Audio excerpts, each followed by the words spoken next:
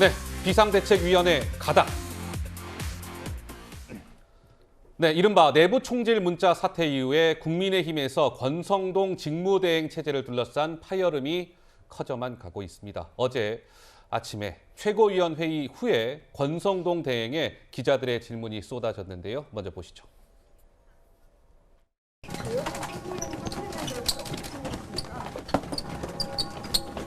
한번 빨리 해주시죠. 선생님 방금 이쪽 가시면 이쪽 잠시만요. 배현진 최고위에 또 사퇴한다는 의원이 있잖아요. 잠시만요. 최고위원 전원 사퇴가 굉장히 중단되는 게 맞을까요? 당원단에서 해석만 좀 말씀 주세요. 최고위원분들끼리 사퇴 관련해서 의견이 많았는데 선생님 한 말씀만 해주시면. 말씀 나누셨나요? 그러니까 어제 오전까지만 해도 국민의힘이 이제 비대위로 가느냐 마느냐 뭐 갑론을막이 있었는데 비대위로 가는 걸로 가닥이 잡혔답니다. 밤사이에. 그만큼 여당 내부가 지금 긴박하다는 거죠. 자, 그런데 권성동 대행이 어제 오전만 하더라도 주변에 이렇게 얘기했다는 거예요. 주말까지 나한테 좀 시간을 주시오. 내가 좀 정리하고 다 이렇게 설득하고 할 테니까 주말까지 시간을 주세요.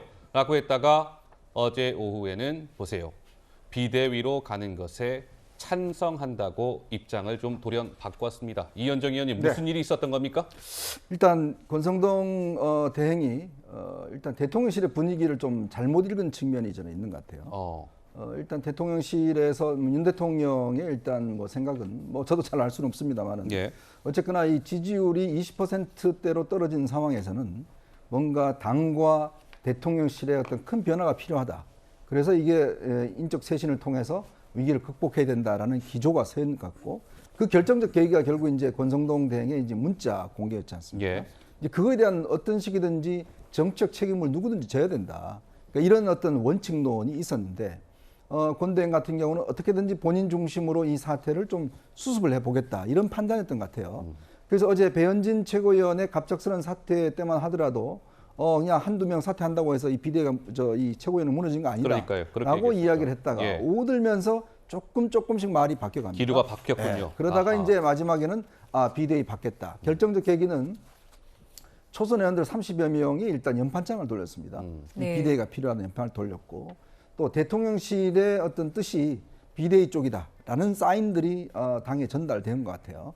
그러면서 권 대행도 더 이상 버티지 못하겠구나. 예. 그리고 뭔가 변화가 필요하다. 특히 대통령이 이제 다음 주부터 휴가하지 않습니까? 휴가 이제 들어갔죠. 휴가 예. 들어가는 상황에서 뭔가 국정의 운영에 중대한 어떤 변화를 줘야 된다는 판단에서 우선 당이 먼저 일단 변화를 주고 뭐 대통령실 같은 경우도 제가 볼 때는 아마 대통령 휴가 끝나고 나면 뭔가 일부 변화가 있을 겁니다. 아하. 그걸 통해서 현재 위기를 극복하고자 하는 그런 어떤 큰 그림 속에서 일단 권 대행의 일단 이 입장 변화가 있었던 게 아닌가 예. 그렇게 해석하고 있습니다.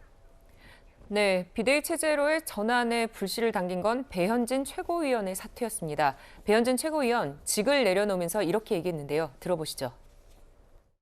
저는 오늘 최고위원직에서 사퇴합니다.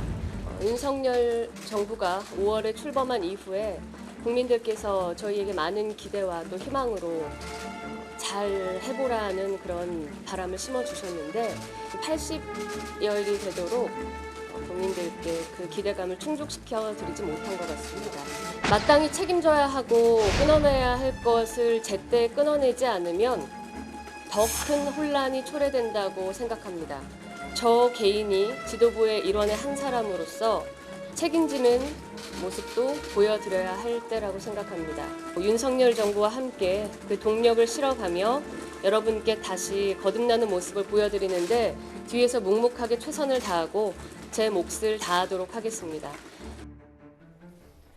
네, 배현진 의원 말 중에서 끊어내야 할 것을 제때 끊어내지 못하면 더 큰 혼란을 초래한다. 이런 얘기가 있었습니다. 박상규 의원님, 네. 좀 이 끊어내야 할 것. 그러니까요. 뭐 의미심장인 누가 봐도 이준석 대표를 가리키는 걸로 해석을 해야 온당하겠죠. 이준석 대표를 끊어내야 된다. 네. 뭐 잘 아시다시피 배현진 최고위원과 이준석 대표는 구연이 있고 그 구연이라는 것 자체가 악연 아니겠습니까? 특히 그 유명한 악수 뿌리치기와 어깨 스매시로 골이 파일대로 파였고요. 지금 이 앞서 이현정 의원의 말씀도 있었지만 현재 전체적인 분위기가 일사불란하게 움직이고 있다는 느낌을 주고 있어요. 그래서 배현진 최고위원직 사퇴는 이 사태를 정리하기 위한 트리거, 그러니까 방아쇠 내지는 기폭제가 본인이 되겠다 이런 뜻이고 마땅히 끊어내야 할 것을 제때 끊어내겠다. 그러니까 시기적으로나 대통령 휴가 가 있는 동안에 1일부터 5일까지라고 하지 않습니까? 예. 그 네. 기간에 당에서 이 문제를 정리를 좀 착착 이 순서에 맞게 네. 하겠다. 그런 단호한 의지가 읽힌다. 저는 이렇게 봅니다. 네. 그러니까 이게 비대위로 전환된다는 것은 이제 전당대회를 열어서 새 대표를 뽑겠다 이런 거 아니겠습니까? 그러니까 이준석 좀 이제 물러나는 거다. 이제 이런 해석이 당연히 가능한 것이고요. 차기 당권 주자로 거론되는 김기현, 안철수 두 의원은 이렇게 얘기했습니다. 들어보시죠. 재재님이 안 되면 조기 전대로 가야겠죠. 다른 방법은 없습니다. 다시는 그런 일이 일어나지 않을 수 있는 지도부를 구성하는 것, 그게 건강한 여당의 모습 아니겠습니까? 지금은 굉장히 비상 상황이다. 이런 국면이라면 우리도 비상한 각오를 가져야 될 때 아니냐. 무난하게 당헌 당규의 해석에만 의존해가지고 법이 그러니까. 자, 김기현, 안철수 두 사람 모두 이제 조기 전대를 빨리 해야 된다라는 취지로 이야기를 합니다. 이런 상황에서 요즘에 여의도 중앙정치권에 좀 이렇게 조언을 계속하는 분이 있어요. 홍준표 대구시장 이렇게 얘기했습니다. 자, 지금 비대위 하자는 건 또 라스푸틴들이어서 노욕의 점성술로 하자는 건가? 저거는 노욕의 점성술, 김종인 전 비대위원장을 겨냥한 거다. 이런 해석이 나오죠. 밑에 문장.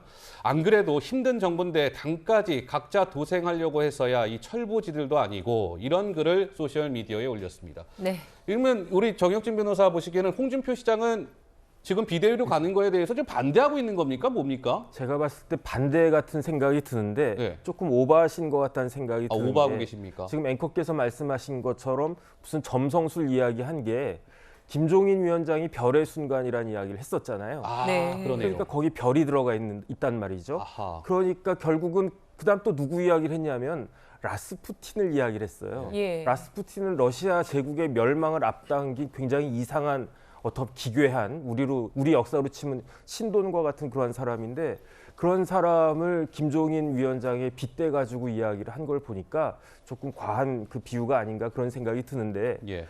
홍준표 그 시장은 제 생각에는 만약에 비대위 체제가 되면 네. 다시 또 김종인 위원장이 들어오는 거 아닌가 그런 생각을 하는 것처럼 저는 받아들여졌거든요. 네. 근데 그런 일은 제 생각에 지금 상황에서는 일어날 것 같지는 않은데 네. 그다음에 조금 더 이제 그 선회한다라고 하면은 지금 물론 이제 정상적인 상황이 아닌 건 맞는데 그렇다고 해가지고 비대위까지 들어올 만큼 그러한 상황인가?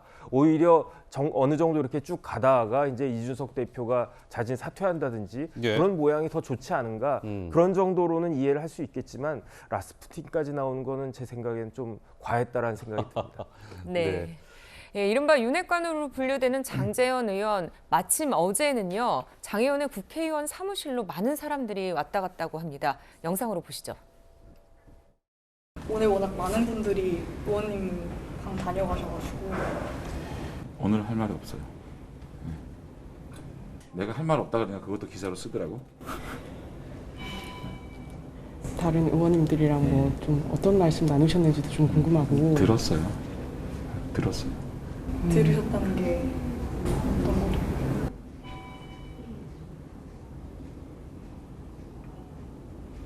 꼭 이럴 때는 엘리베이터 늦게 내려와. 네, 보시면요, 장 의원 할 말이 없다면서 말을 아꼈습니다. 최진봉 교수님, 네. 그렇지만은 당내 많은 인사들이 장 의원 방을 찾았다는 거는 의미가 있겠죠? 당연히 의미가 있죠. 왜냐하면 장제원 의원하고 사실은 권성동 원내대표의 갈등 요소가 예전에 한번 불거졌다가 수면 아래로 가라앉았지만 네. 완전히 해결된 문제는 아니라고 봐요. 당권에 대한 경쟁이라고 저는 보거든요. 두 사람은 어쨌든 윤핵관의 중심이지만 권력이 두 사람한테 나눠질 수는 없는 거잖아요. 네. 그럼 누군가한테 가야 되는데 지금의 힘은 장제원 의원 쪽으로 실리고 있는 것 같아요. 권성동 원내대표가 여러 가지 실수를 하고 실언을 하고 이번에 이제 문자 파동까지 터지면서 당내 지도력을 상당히 많이 잃었어요.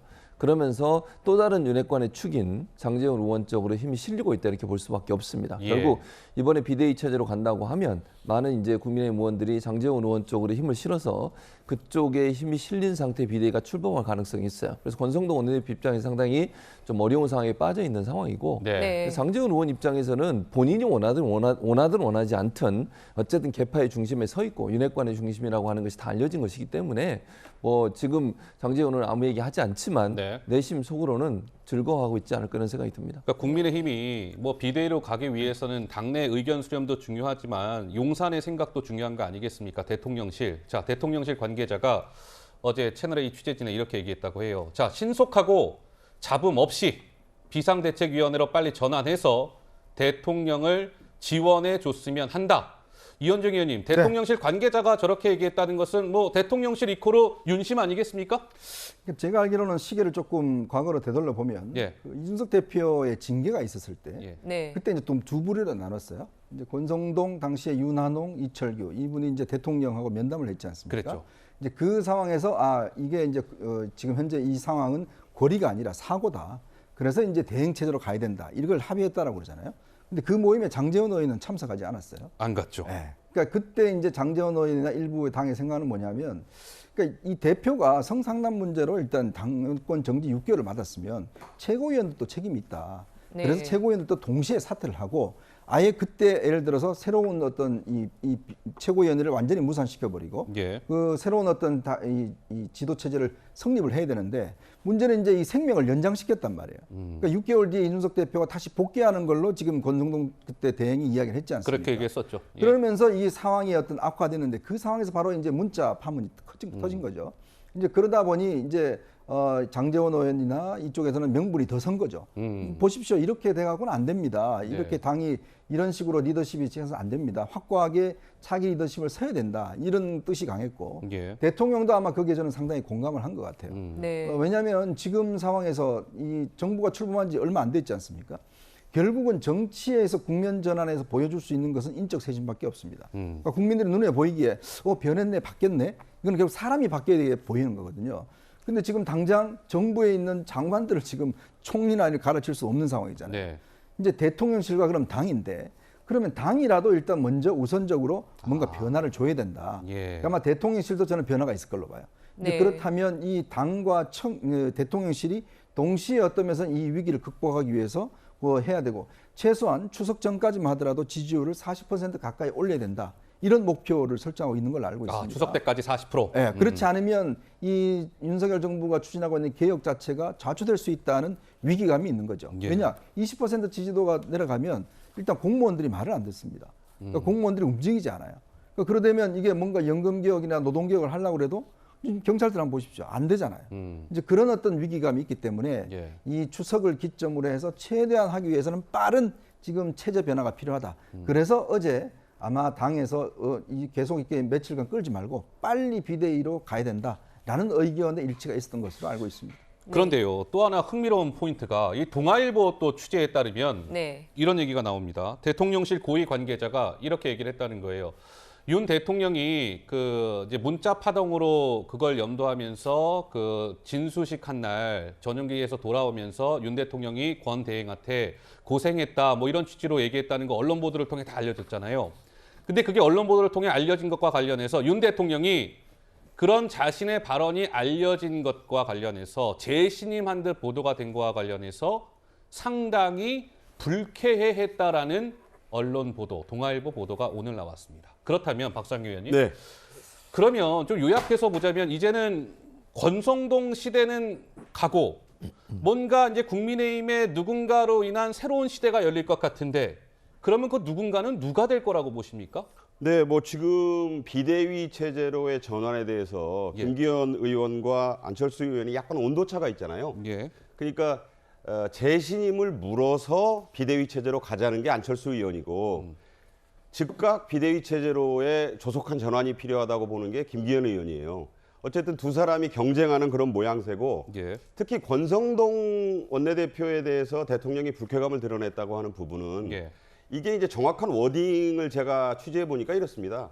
며칠간 고생했겠네, 고생했겠다. 며칠간 고생했겠네. 이게 이제 여러분 기시감을 떠올려 보시면 박순애 장관 임명장을 주던 자리에서도 대통령이 언론과 야당의 공격으로 고생했겠다 그런 워딩이 있었어요. 맞아요. 예. 생각납니다. 그런데 그 말을 들은 당사자가 이것을 언론에 전하는 뭐 유출까지라고는 생각하고 싶지 않습니다만 이 과정에서 박순애 후보자는 이걸 그냥 침묵했거든요.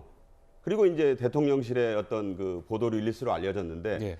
이번 이 동아일보 보도는 누가 봐도 권성동 원내대표가 본인이 재신임을 받았기 때문에 정조대왕암 진수식에서 오는 기내에서 대통령이 나에게 며칠간 고생했겠네라고 말을 했다. 예. 근데 사실 대통령이 원했던 그림은 고생했겠네도 있지만 본인이 그러면 그 대답으로 권성동 원내대표가 아닙니다. 제가 이 문자를 제가 잘못 관리해서 예. 그렇다라든가 뭔가 이거 본인이 책임지는 모습을 보였어야 될 텐데 그 얘기는 전혀 전달이 안 되고 대통령이 마치 내 실책 때문에 당신이 좀 고생을 했다.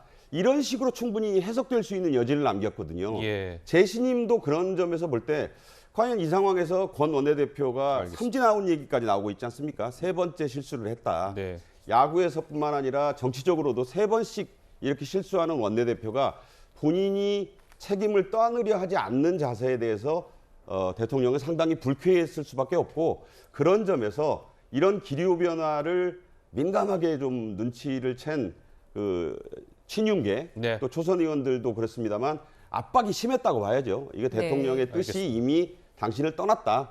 그래서 권성동 대표가 반나절 만에 본인의 입장을 거의 쪼그라들듯 처리하지 않았나 저는 그렇게 생각합니다. 네, 말씀하신 것처럼 대통령실의 기류 번화를 따라가기 위해서 국민의힘이 비대위 체제로 가려면은 최고위 기능이 상실되어야 합니다. 하지만 당원 당규 해석에 따라서 최고위 기능 상실 조건에 대한 여당 내 의견이 맞서고 있고요. 이런 가운데 최고위원들 나는 사퇴를 하겠다, 또 나는 사퇴할 수 없다 이렇게 맞서는 의견들도 있습니다. 직접 들어보시죠. 위원님은 사퇴 의견을 밝히셨나요? 몇번 얘기 중이죠? 네. 지도부에서는 따로 그런 말이 없었던 건가요? 권성동 원내대표께 좀 문의를 주시죠.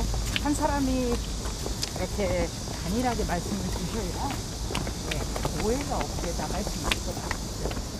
최고위원들이 자진 사퇴하는 방식으로 지도부를 붕괴시킨 다음에 비대위로 가든 조기전대로 갈 수도 있지 않겠느냐. 그게 꼼수죠. 지금 배현진 꼼수라고 보여질 수가 최고위원이 있어요. 윤리위 결정이 당원권 정지 6개월이어서 지금 문제가 되는 거라니까요. 잘못되면 꼼수로 비춰지면 어떤 판사의 손에 의해서 우리 당대표가 결정되는 그러니까 예를 들어서 외부의 변호사 중에 한 명을 네. 그냥 당대표로 만들어버리는 이상한 코미디 같은 상황이 벌어질 수 있다는 거죠. 자, 비대위를 꾸리는 것과 관련해서 이렇게 의견이 엇갈리는 가운데 이제 비대위를 가기 위해서는 최고위 기능이 상실이 돼야 비대위로 갈 수 있는 거 아니겠습니까? 그런데 지금 국민의힘 지도부는 총 그 최고위원이 한 7명이에요. 7명. 지금 7명인데 보시면 배현진 의원이 이제 어제 사퇴를 했죠. 근데 저 7명 중에 4명 이상이 사퇴를 해야 최고위원회 기능이 상실된다라고 권대행은 보고 있는 것 같습니다. 예. 자, 그렇다면 배현진 플러스 3명이 더 사퇴를 해야 저 최고위 기능이 상실이 되고 비대위로 갈 수 있는 거죠. 그런데 지금 일각의 예상은 배현진 플러스 조수진 플러스 윤영석 플러스 성일종까지가 4명이 사퇴해서 기능이 상실되지 않겠냐. 이런 해석이 나옵니다. 근데 어떠세요? 최진봉 교수님 보시기에는 어쨌든 저게 비대위로 가는 저 과정 자체도 좀 논란이 있을 수밖에 없어 보이는데요. 그렇죠. 논란이 있을 수밖에 없죠. 이제 이준석 대표 입장에서 보면 이게 과연 정상적인 이런 비판을 할 수밖에 없어요. 물론 네. 이제 저 스스로 갈 거라고 저는 보는데 네. 어쨌든 비대위 체제로 가려면 현재 이준석 대표가 징계를 받았지만 대표직을 유지하고 있잖아요. 네. 대표가 유지한 상태에서 거리가 되지 않으면 비대위로 갈 수가 없어요. 거리 상태를 만들기 위해서 지금 최고위원회 과반수 이상이 좀 사퇴하는 방안을 꺼내든 거거든요. 네. 그걸 배현진 의원이 가장 앞장서 지금 던진 것이고 그 방법을 아니면 이게 비대위로 갈 수 있는 상황이 아니기 때문에 저는 선택을 한 거예요. 그러면 이준석 대표나 이준석 대표를 지지하는 사람들이나 이준석 대표를 따르는 사람들 입장에서는 반발을 할 수밖에 없죠. 네. 이게 정상적인 방법이냐 그러면 그러니까 윤석열 대통령이나 윤핵관들이 결국 본인을 몰아내기 위해서 이런 또 꼼수를 쓰고 있다 이런 비판을 할 수밖에 없어요. 그래서 그거는 뭐 불가피하게 그런 비판 나올 수밖에 없고 네. 지금까지 이준석 대표가 약간 거리를 두면서 윤석열 대통령에 대한 비판을 자제해 왔거든요. 예. 이 네. 사건이 터지고 나서 만약에 그 체제로 간다고 하면 아무래도 비판 수위를 좀 더 끌어올리는 상태가 되지 않을까 그렇게 예상이 됩니다. 제 정 변호사님께 질문 하나 드리고 싶은 건 국민의힘이 어쨌든 비대위로 가닥을 잡았어요. 그건 네. 좋은데 이제 비대위로 실질적으로 비대위가 꾸려지고 전대까지 치러지기 전까지는 많은 과정들이 있잖아요. 비대위원장 누구 앉힐 거야? 비대위원장 임기 얼마 할 거야? 그럼 전대 언제 할 거야? 뭐 여러 가지 난제들이 많은데 그런 과정에서 국민의힘이 더 시끄러워지고 그런 과정에서 여당 내용이 더 깊어질 수도 있지 않을까요? 좀 어떻게 보십니까? 이게 굉장히 이제 풍지평파가 일어난 거니까 예. 갈등은 더 심해질 것 같은데 제가 규정을 봤거든요. 규정을 네. 봤는데 최고위원회가 지금 7명으로 되어 있지만은 정원은 9명입니다. 근데 지금 당대표가 직무가 정지가 되어 있기 때문에 빠지고 그래가지고 그래서 당대표, 원내대표, 뭐 선출직 4명 해가지고 정책위 의장까지 9명으로 되어 있는데 최고위원회는 말 그대로 위원회잖아요. 예. 위원회의 기능은 어떻게 발휘가 되느냐? 의결을 통해서 발휘가 된단 말이에요. 그러면은 의결 정족수가 어떻게 되느냐? 제가 찾아봤더니 제적 과반수 출석하고 과반수가 찬성하면 의결이 되는 거예요. 네. 그렇다라고 하면 최소한 9명의 과반수인 5명 정도는 남아 있어야지 최고위원회가 기능이 살아있다라고 볼 수 있는데 네. 만약에 이제 5명이 사라지고 4명밖에 안 남는다. 최고위원이 4명밖에 안 남는다. 이렇게 되면은 제 생각에는 그 최고위원회 기능이 상실돼서 당의 비상 상황이 발생한 것으로 보여져가지고 네. 비대위 성립 요건은 충분히 된다라고 보여지고요. 네. 그럼 비대위원장은 누가 임명하느냐? 제가 봤더니 당 대표가 임명을 하도록 되어 있거든요. 그럼 지금 대표 없잖아요. 그러니까 지금 권대행이 하는 겁니까? 권대행이 해야죠. 아하. 그래서 권성동 대행이 스스로 이제 나도 최고위원 물러나겠다라고 하면서 비대위원장을 임명을 갖다가 하면은 이제 비대위 체제가 되고 비대위 체제가 된다라고 하는 것은 새로운 당 대표를 뽑는다는 것을 전제로 하는 거거든요. 네. 왜냐하면 비대위는 언제까지 존속을 하냐면 새로운 당 대표와 최고위원이 선출될 때까지라고 했으니까 네. 새로운 그 당 대표 선출을 전제하는 것이고 그렇게 된다라고 하면 이준석 대표는 비대위 체제가 되는 순간 더 이상 당 대표로서의 그 기대를 할 수가 없는 그런 상황이 될 것이다. 저는 그렇게 네. 봅니다. 이렇게 당내가 좀 빠르게 그리고 이렇게 급물살을 타고 있는데 이준석 대표 울릉도와 경주를 거쳐서 박근혜 전 대통령이 이사장을 지낸 영담대를 찾는 중 현재 TK 지역을 순회하고 있습니다. 어제는 SNS에 디즈니 애니메이션 주제곡을 올리면서 그 섬의 사람들에게 바친다 이렇게 썼습니다. 네, 디즈니 노래에는 항상 메시지가 있다면서요. 영혼이 없는 그 섬의 사람들에게 이 메시지를 바친다라고 했는데요. 지금 BGM으로 이 실제 노래가 나오고 있네요. 이준석 대표가 얘기한 그 노래. 예, 맞습니다. 그 섬, 이현종 의원님. 네. 여의도를 말하는 거겠죠? 그렇죠. 좀 당을 이야기를 할 텐데. 네. 그래서 왜 이런 상황이 빚어졌는가라는 문제를 그러니까 자신은 아무 상관이 없다. 이렇게 이제 보고 있는 것 같아요. 영혼이 없고 자신만 영혼이 있다라고 보는 건지 모르겠지만. 어쨌거나 지금 본인의 성상남 문제로 인해서 그 논란이 됐고 그 각서 등등을 통해서 결국 이제 윤리위에서 지금 징계가 내려진 거 아니겠습니까? 네. 그렇다면 본인한테 일정 정도 책임이 있죠. 근데 본인은 지금 계속 밖으로 돌면서 이제 당원들을 만나고 있고 그걸 계속적으로 이제 올리고 있고 또 며칠 전부터는 실적으로 이제 자신의 어떤 관련된 지금 윤핵관들을 공격까지 이제 하고 있는 상황 아니겠습니까? 네. 결국 이 당이 이제 어떤 면에서 보면 지금에 있는 당이 망해야지만이 본인이 뭔가 돋보인다. 뭐 그런 판단을 하는 것 같아요. 네. 그래서 거기 있는 사람들은 영혼이 없다라고 이야기를 하는데 글쎄요. 이런 상황을 만든 데 대한 자신의 일말의 책임도 없는 것인지는 모르겠습니다만은 어쨌거나 이제 지금 비대위 체제로 넘어가게 되면 이 비대위는 장기적인 비대위가 아닙니다. 예전에 일시적인 김종인 거죠? 비대위처럼 네. 뭔가 당의 시스템을 변화시키는 그런 비대위가 아니라 전당대회를 준비하기 위한 비대위용이기 때문에 이거는 뭐 외부 인사 영입이나 이런 거 없이 당내 중진급에서 비대위원장을 해서 예. 제가 듣기로는 9월 달에 일단 전당대회를 여는 것으로 대충 9월, 합의를 한 것 두 달 같습니다. 후에. 네, 네. 그러니까 지금 8월 28일 날 지금 민주당 전당대회에서 이제 그 대표가 뽑히지 않습니까? 그렇죠. 예. 그러면 정기국회가 일단 본격적으로 들어가기 전에 9월 달에 일단 당 대표를 뽑아서 당체를 전비한다. 뭐 이런 지금 생각을 갖고 있는 것 같습니다. 예. 네. 비대위원장 벌써 하마평이 나오더군요. 국민의힘 오선 중진, 정진석, 주오영 이런 의원들의 이름도 오르내리고 있는데 비대위원장 누가 맡게 될지도 좀 관전 포인트인 것 같고요. 이준석 대표 얘기 조금 더 해보면 윤핵관 가운데 한 명인 이철규 국민의힘 의원과 이 대표 간 설전이 아주 매섭습니다. 먼저 이 의원의 목소리 듣고 오시죠. 이준석 대표께서는 그동안 그 언행이 사실 심중하지 못했습니다. 특히나 본인과 관련된 문제, 이 문제는 오로지 본인의 귀책 사유이다. 이런 언행을 국세문이라고 지적합니다.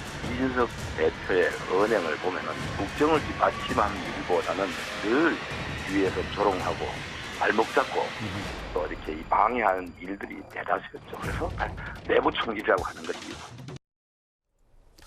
글쎄요, 이철규 의원 이 대표 본인이 당대표직에 있으면서 당을 위해 뭘 했습니까? 끼친 해악이 너무나 컸다. 이 대표 가만히 있지 않았어요. 이 의원께서 좀 덜 유명해서 조급해하는 것 같은데 상대하지 않겠습니다. 이렇게 좀 설전을 벌였습니다. 최직 교수 보시기에는 이준석 대표와 윤핵관 가운데 이철규 의원의 저런 설전, 이 대표는 글쎄요, 이제 사실 좀 뭐랄까 이 대표만의 공격 본능이라고 해야 될까요? 그런 게 좀 되살아나고 있는 걸까요? 어떻게 보시는지요? 그렇게 보여요. 아까 제가 잠깐 언급해드렸지만 이게 상황이 악화되면 악화될수록 그게 더 강화될 거라고 봅니다. 본인이 얼마 전에 올렸던 흑화된다는 표현을 기억하실 겁니다. 네. 흑화된다는 말은 상대편이 된다는 얘기거든요. 공격. 그러니까 원래 같은 편에다가 상대편이 돼서 이제 더 공격을 한다 네. 이런 의미인데 제가 볼 때는 이런 상황이 계속되면 그럴 가능성이 높아진다고 봐요. 지금 이철규 의원은 오늘 이 지금 싱크는 좀 언어를 순화했는데 그 전날 싱크를 보면 상당히 좀 가혹하게 얘기를 했어요. 아하. 윤석 대표에게. 이제 그런 부분들이 결국 지금 현재 윤핵관을 상대로 해서는 강하게 어필을 하지만 윤 대통령이나 현 정부에 대해서는 그렇게 강하게 아직까지는 얘기 안 해요. 근데 아까 제가 말씀드렸지만 이게 지금 비대위 체제로 가는 것이 공식화되고 최고위원회가 다 해체가 되면서 새로운 체제로 변화를 시도하게 되면 아마 본격적으로 현 정부가 각을 세우는 모습을 보일 겁니다. 그것이 이제 현 정부의 부담이 될 가능성이 있고요. 네. 또 당내 일부긴 하지만 이준석 대표를 따르는 사람들 있잖아요. 있죠. 이분들도 함께 할 거라고 저는 보여지거든요. 그렇게 되면 이제 당이 수습을 하기 위해서 비대위 체제로 가지만 그 수습의 과정에서 또 다른 갈등 요인이 부각이 되면서 이 갈등 요인이 어느 정도까지 파장이 커져가느냐가 결국은 해결의 실마리를 찾을 수 있을 거냐 없을 거냐를 결정하는 요인이 될 거라고 생각이 됩니다. 네. 자, 오늘은 주말 토요일입니다. 아마 이번 주말 오늘과 내일 국민의힘 내부가 아주 좀 긴박하게 돌아가지 않을까 싶네요.